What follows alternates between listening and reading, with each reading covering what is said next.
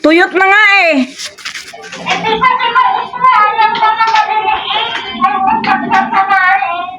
O sige. Ay ikaw, kumuha ka nga ng lagayan natin. Dami eh. Oh. Tuyot na nga eh, oh. Kailangan nang makuha. Oh. Pipitasin ko ito lahat-lahat, guys. Kasi sayang eh, oh. Tuyot na nga eh. Dry na. Dapat may gunting. Ay, ikaw. Pahing gunting. Ay, nako.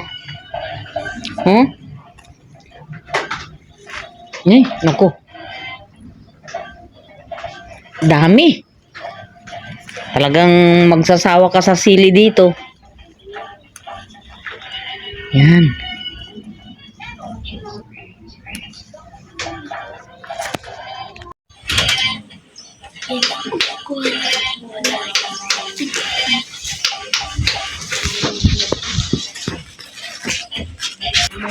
Ako, ang daming mga mga hidog. Natutuyo na nga eh. Buti na lang, dumating ako. Kung hindi laglag itong mga ito.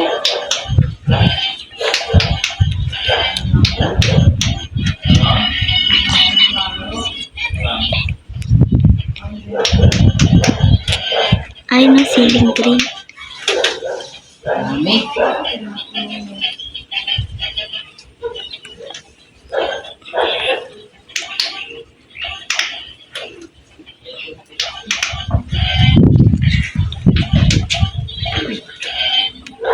Tama. Ang ganda ng tingnan, oh. Mas maganda nga ngayon na kaysa sa kumpara sa dati. Pagdating ko. Oh, di ba? Nilipat mo to, no? Oo. Kasi tignan mo, oh.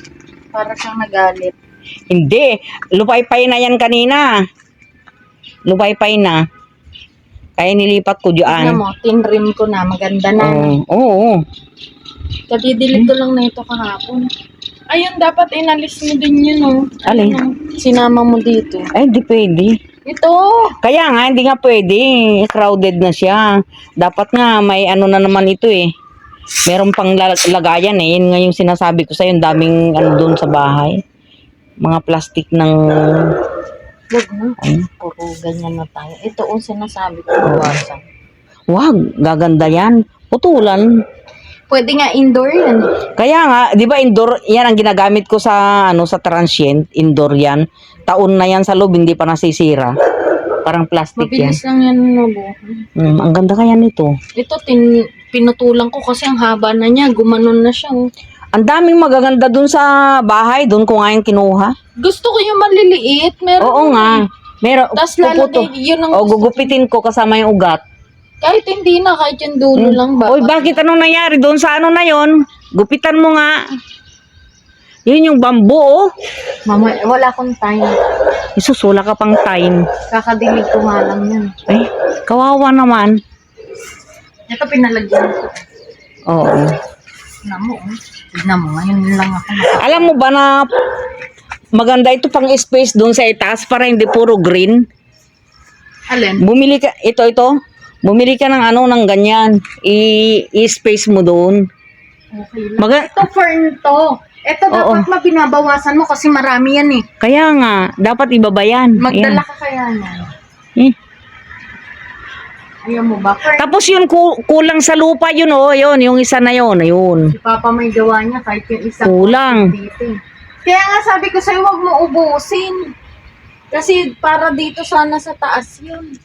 Pwede mo namang bawasan pagka Huwag na yun, doon na lang o yung mga wala ng laman. Oo, yun na lang ang Ang problema natin dito, walang... Hindi ko maalis ito kasi si Papa, sinabit na lang niya basta. Hindi kagaya ng iba na to na natatanggal yan. Dalawang nakanit, hindi ko yan matanggal. Paano kaya gagawin natin dito? Itong fern Alam mo ba, nak, na ang pangit tignan ang sagwa? naman, feeling mo lang yun. Ewan ko, napapangitan lang ako yung Maganda sana yung pababa yung ano niya, yung parang ano, parang pansit. Yun nga yung gusto kong ilagay dyan. Oo. Kasi wag muna. Kasi hindi naman kasi yan yung dapat bibilin si Papa lang. O, ito na daw. Ito na. Mm. Wala. Hindi naman kasi yan. Alam mo, ang mahirap kasi si Papa mo, puro ito, maganda ito, pero pangit. Pagka sinaway mo, magagalit yan sa'yo. Ito naman bonggang bilya na to. Tumaas na to. Kaso ang pangit. Alam mo, ang ginagawa nila dyan, lalo na sa ano, ginagawang parang puno, binabawasan yung mga ano, gusto mo bawasan ko ngayon? Bala ka. O, sige, Mamaya na bawasan. kasi may gagawin na O, sige, ako. mamaya na. Mamayang hapon, aanuhin ko yan. Gagawin kong parang puno yan. Oo. Kailangan ang lumalaki lang yung sa ilalim, pag ganyan, oh. Tapos, pagdating sa ano, dalawang ano lang. Kasi kailangan nito yung parang may bakal na ano susundan niya. Yung bilog. Dapat pala hindi dyan inilagay yan kasi Oo. pag pinalandscape. Doon pala dapat sa Doon. Pero wag na. Andyan naman na yung ano. Ito, pwede naman ito eh. Bawas-bawasan lang. Konti-konti lang na dahon. Pero lumaki na siya. Dati walang ano yun. Oo. Para mamulaklak pala ang gagawin dito. Puputulan itong dulo-dulo niya. Kasi malapit ng tagbulaklak. Yun ang ano. Yung mga dulo-dulo nito. Yan. Maligo na nga ako. Dalian mo na. Mamaya na.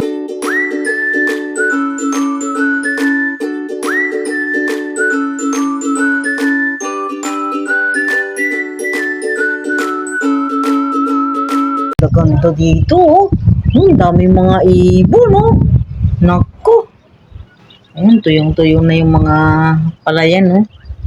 Siguro sa susunod na buwan, magtatanim na sila ng mga munggo dito.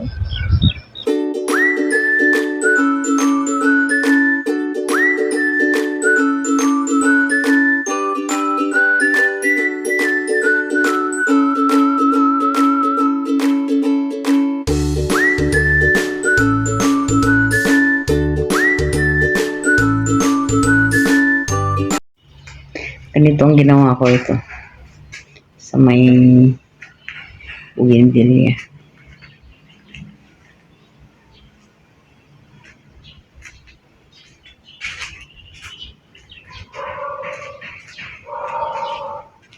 Ang dami hong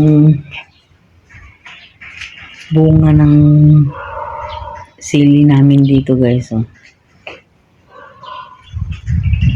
Dami. Nakikita ba niyo? Nakikita niyo. Diba? Oh. Dami rin yung bulaklak ng aming mga talong. Yan. Mga bunga din.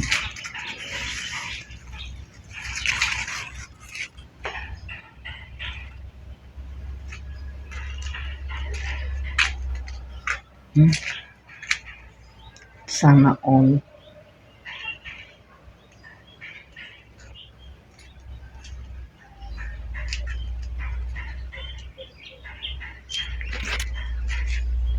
Gusto na ko niyang patay na itong sili na ito. Sabi ko, wag, ang daming bunga.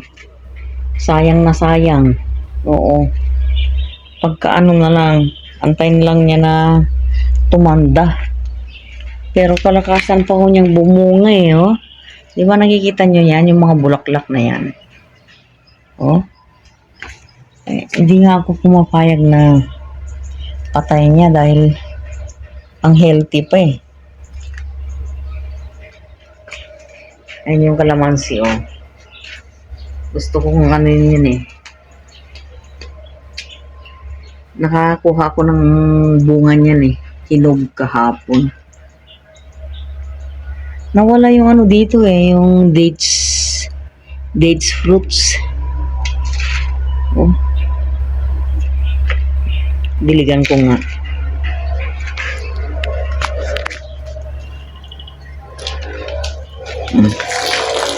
Diba?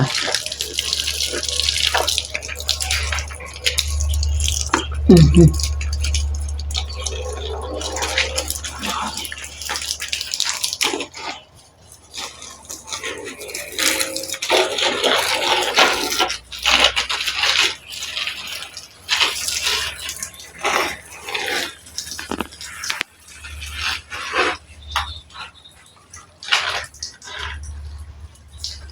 Sayang eh. Kung pababayaan mo. Oh, may makukuha ka na rin panigang.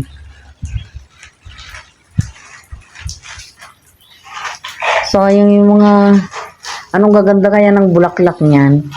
Hindi na namulaklak mula nung inilipat dyan. Hmm?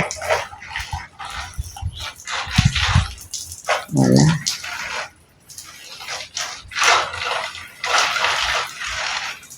Akala niya gaganda.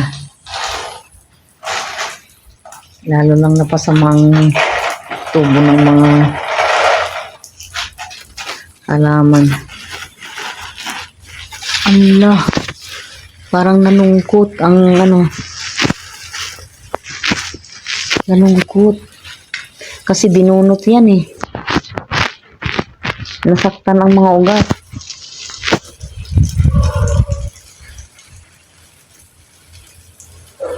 Yan.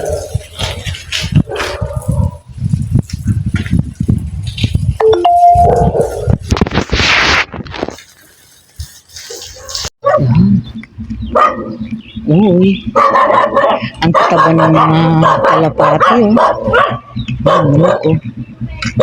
May mga manok din. Dito guys, kahit ganitong nakikita mo guys, mahirap magtiwala. Mahirap kung maglakad-lakad dyan sa may mga bakante na yan at baka may mga ahas dyan na nakatago. Kasi kung sa amin nga, sa tabi nga namin, may nakatira na pero pinasok pa rin kami ng cobra.